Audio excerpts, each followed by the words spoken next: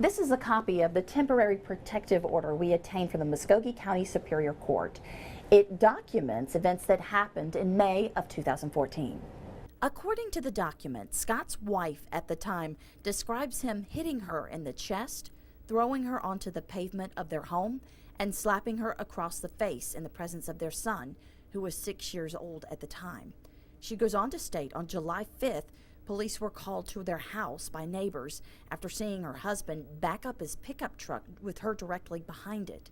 Their son informed the police he had witnessed his father slam her against the car door. The report goes on to say Scott reached into the interior of the vehicle, choking her with 2 hands. The officer on the scene wrote a report referring the situation to DFACS. His wife did later file for a dismissal of the temporary restraining order. Bobby Scott is a Republican running against fellow Republican Greg Duke for Congress in Georgia's 2nd District. That seat is currently held by Democrat Sanford Bishop.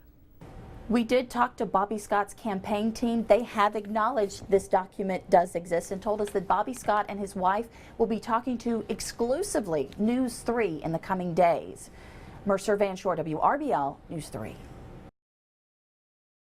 Good evening and thank you for trusting News 3. I'm Teresa Whitaker. And I'm Phil Scoggins. A congressional candidate accused of domestic violence now addressing the allegations in an exclusive interview.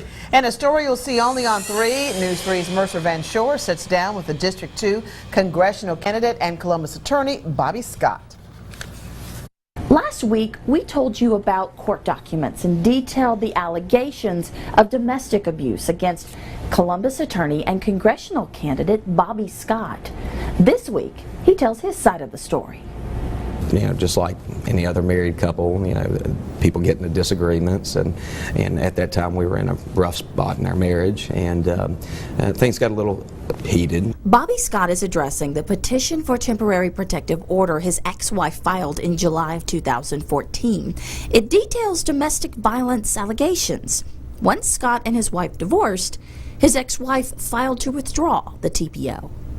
What was in there? Did it happen? No, it did not. Like I said, there was an argument, but none of that happened the way it was alleged. Scott says he and his ex-wife have moved on and are actually working together on the campaign, but we did ask him if it didn't happen.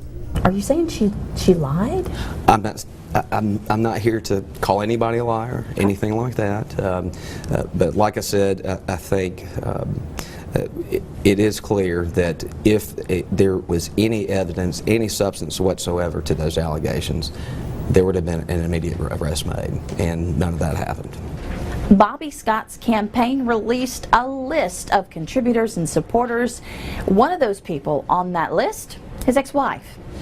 On your side, Mercer Van Schoor, WRBL News 3.